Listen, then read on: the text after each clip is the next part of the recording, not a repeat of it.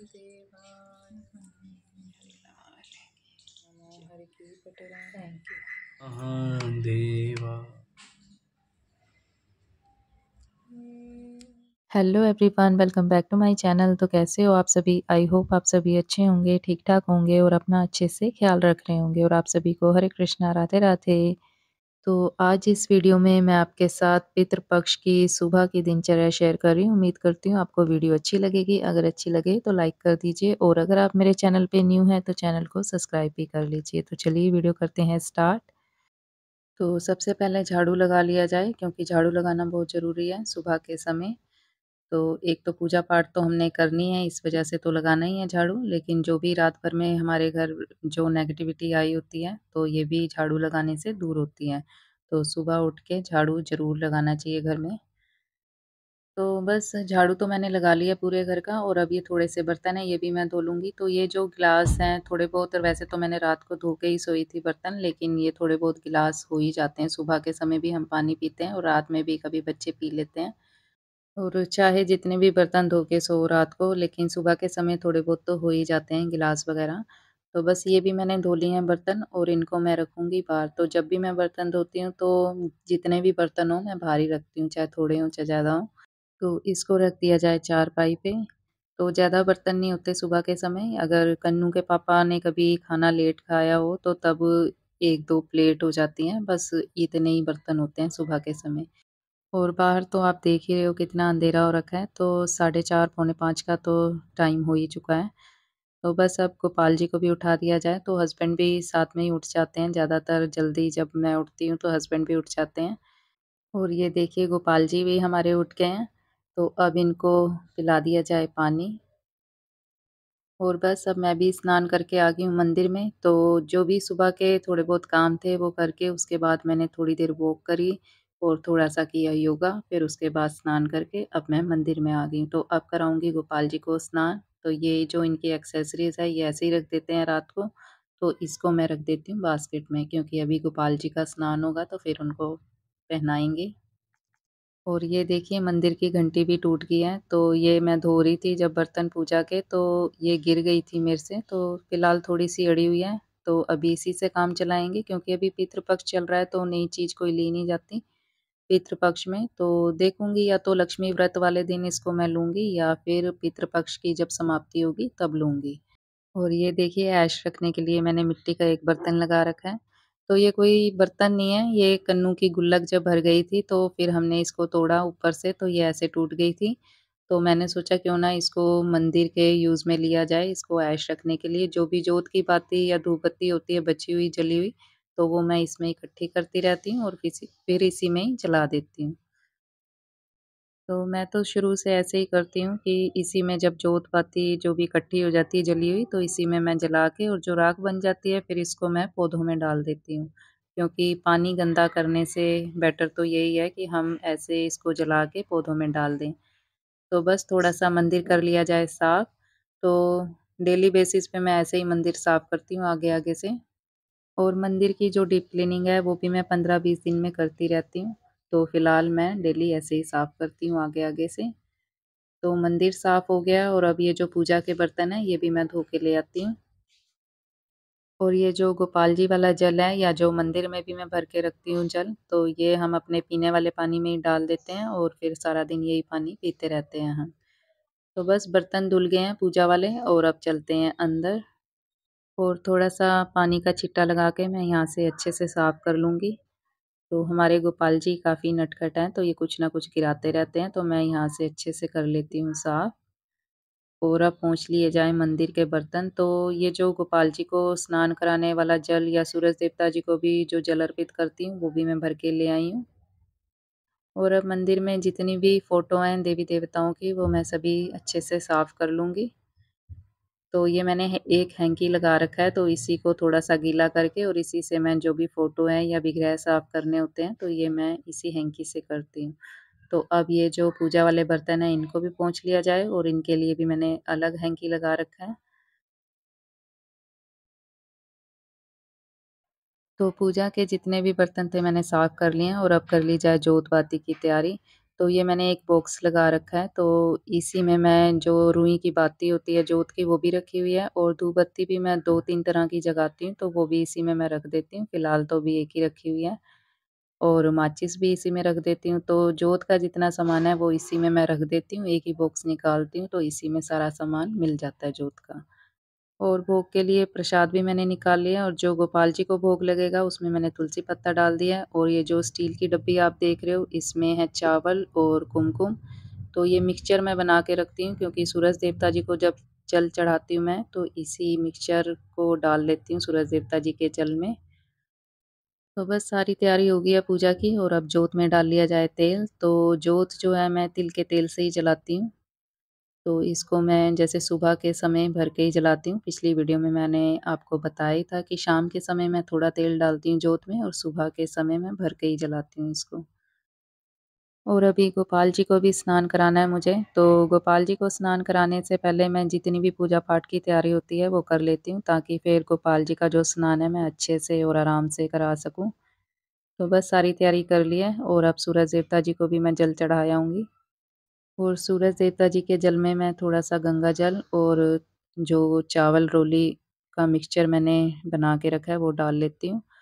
तो इस थाली में कराया जाएगा गोपाल जी को स्नान, तो ये भी मैंने साफ़ कर लिया है। तो पहले सूरज देवता जी को जल चढ़ाए आते हैं।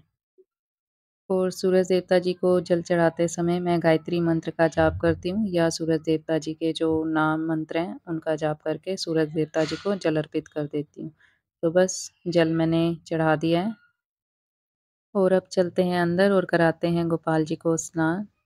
तो ये है गोपाल जी की छोटी-सी चारपाई, तो इस पे ही मैं इनको बैठा के और नीचे विराजमान कर दूँगी और फिर इनको नीचे बैठ के ही स्नान कराऊँगी।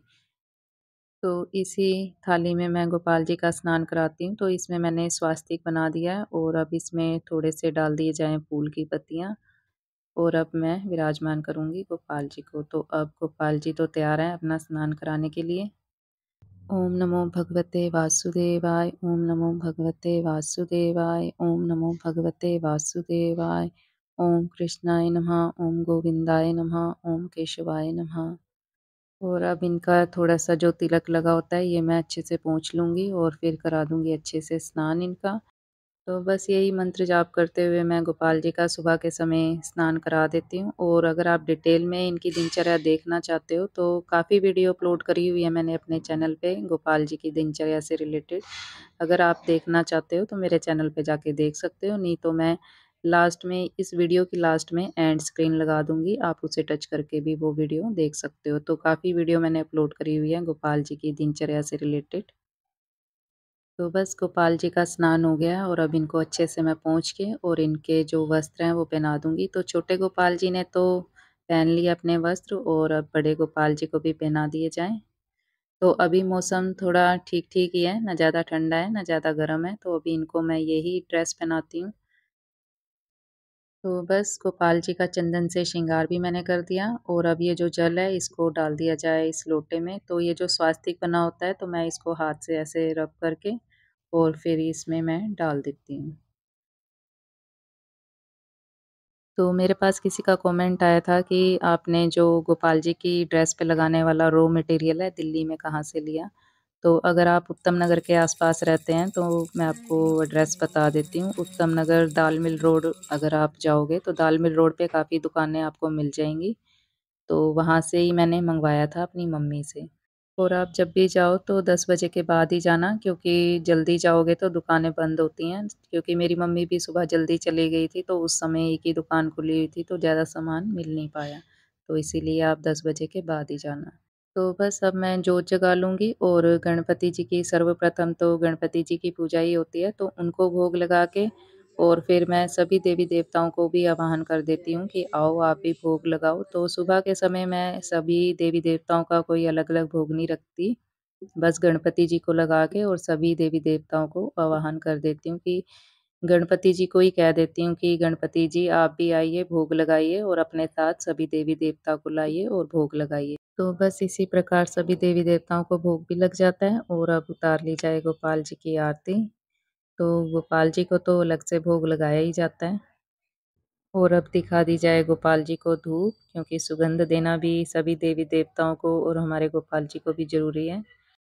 और अब ये जो गोपाल जी को स्नान कराया हुआ जल है, ये मैं तुलसी माता में अर्पित करूँगी, तो धूप जला लेते हैं पहले।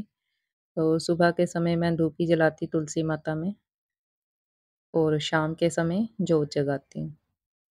और पिंकी तिवारी जी का कमेंट आया था कि दीदी आप जब भी स्वेटर बनाओ तो उसकी वीडियो ज़रूर अपलोड करना। तो जी देखिए, पूरी कोशिश करूँगी मैं अपनी तरफ से। फ़िलहाल अभी मैंने स्टार्ट नहीं किया, कोई भी स्वेटर या ड्रेस भी नहीं बनाई गोपाल जी की।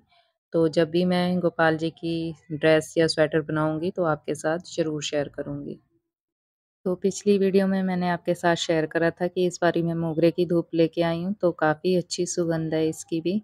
तो गुलाब की और चंदन की वैसे मैं ज़्यादातर लेके आती हूँ, पर ये मोगरे की जो खुशबू है ये भी काफ़ी अच्छी है।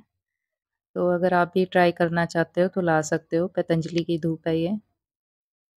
तो अब चलते हैं तुलसी माता में जल अर्पित करने के लिए। और ये जो जल है मैं तुलसी माता में ही अर्पित करती हूँ, जो गोपाल जी को स्नान कराया हुआ जल होता है, या फिर जब एकादशी, द्वादशी या संडे होता है, जब तुलसी माता को जल अर्पित नहीं किया जाता, तो ये फिर मैं जो घर में दूसरे प्लांट लगे हुए हैं उसमें डाल देती हूँ।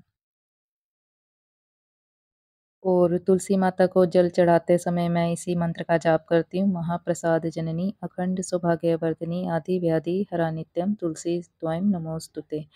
तो आप अखंड सौभाग्य भी बोल सकते हो या सर्व सौभाग्य भी बोल सकते हो, दोनों का एक ही मतलब है। तो कई लोग ये भी कन्फ्यूज़िंग रहती है उनको कि अखंड सौभाग्यवर्धिनी है या सर्व सौभाग्यवर्धिनी, तो दोनों का एक ही मतलब होता है।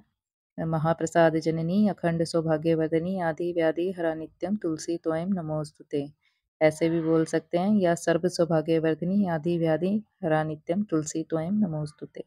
तो इस प्रकार भी आप मंत्र बोल सकते हैं, दोनों का एक ही सेम मतलब है। तो मेरे पास किसी का कमेंट आया था कि दीदी गोपाल जी की, लड्डू गोपाल जी की प्राण प्रतिष्ठा करनी ज़रूरी है। तो देखिए, अगर आप गोपाल जी लाना चाहते हैं तो लाइए, प्राण प्रतिष्ठा गोपाल जी की आप नहीं करना चाहते तो आप खाली गोपाल जी का जो पंचामृत से स्नान कराइए। अगर पंचामृत भी नहीं बनाना चाहते तो आप गोपाल जी का जो गाय के कच्चे दूध से स्नान करा के उनकी प्राण प्रतिष्ठा कर सकते हैं, क्योंकि गोपाल जी में या किसी भी विग्रह में प्राण हमारे भाव के ज़रिए आते हैं, ना ही क्रियाग्राही के ज़रिए। तो आप गोपाल जी लाना चाहते हैं तो लाइए, तो ऐसे भी आप प्राण प्रतिष्ठा कर सकते हैं। अगर ये भी कुछ नहीं करना चाहते आप, तो खाली गोपाल जी का गंगा जल से ही स्नान करा दीजिए, क्योंकि गोपाल जी में जो प्राण है हमारे भाव के ज़रिए ही आते हैं। और अगर आप पंचामृत से गोपाल जी की प्राण प्रतिष्ठा करना चाहते हैं तो वो भी आप कर सकते हैं। और पंचामृत बनाने की सही विधि क्या है, अगर आप कहेंगे तो मैं डिटेल में वीडियो आपके साथ शेयर कर दूँगी। तो बस अब एक मैं दिन कर जब लेती हूँ वृक्ष के नित्य नीचे थे पाठ। शंकर, ध्यान में सती की आवाज आई मीठी उनके कान में, दुनिया के मालिक मेरे अविनाशी भंडारी हो, देवन के महादेव त्रिशूल। तो जो भी मुझे मंत्र जाप करने होते हैं या जो मुँह ज़बानी मुझे चालीसा वगैरह याद होती है, जैसे दुर्गा चालीसा हो गई, रुद्राष्टकम हो गया या शिव चालीसा हो गई, हनुमान चालीसा हो गई, तो जो-जो मुझे याद है वो मैं पूजा की तैयारी करते समय सारी बोलती रहती हूँ। और जो बुक खोल के पढ़नी होती हैं वो शिवाय फिर मैं नमः बाद में पढ़ शिवाय लेती हूँ। ओम नमः शिवाय। जय जय श्री राधे श्याम। जय जय श्री राधे श्याम। जय जय श्री और अब गोपाल जी को इत्र लगा दिया जाए, तो गोपाल जी को मैं चंदन का इत्र ही लगाती हूँ। श्री राधे श्याम। आइए भगवान भोग लगाइए, जय परम पिता पर। जय जय श्री राधे। तो गोपाल जी को भोग लगा दिया और अब मैं करूँगी भगवद गीता का एक अध्याय। तो जैसे कि अब पितृ पक्ष चल रहा है तो भगवद गीता पढ़नी भी ज़रूरी है। तो एक अध्याय ज़रूर पढ़ना चाहिए, तो आज मैं 18वाँ अध्याय पढ़ रही हूँ। तो भगवद गीता मैंने पढ़ लिया, एक अध्याय मैं पढ़ ही लेती हूँ, और जो भी बुक खोल के मुझे पाठ करने होते हैं वो नीचे बैठ के ही मैं आराम से पढ़ती हूँ। और अब जैसे कि पितृ पक्ष, श्राद्ध पक्ष चल रहा है तो भगवद गीता हम सभी को पढ़नी चाहिए अपने पितरों के लिए, उनकी शांति के लिए। तो बस अब आप गोपाल जी के दर्शन भी कर लीजिए, मंदिर के दर्शन भी कर लीजिए। तो बस यहीं तक थी आज की ये वीडियो। उम्मीद करती हूँ आपको वीडियो अच्छी लगी होगी। अगर अच्छी लगी है तो लाइक, शेयर और सब्सक्राइब ज़रूर कर लीजिए मेरे चैनल को और कमेंट बॉक्स में अपने अच्छे-अच्छे, प्यारे-प्यारे सुझाव देना बिल्कुल मत भूलिए। मिलते हैं नेक्स्ट वीडियो में, तब तक के लिए हरे कृष्णा, राधे राधे।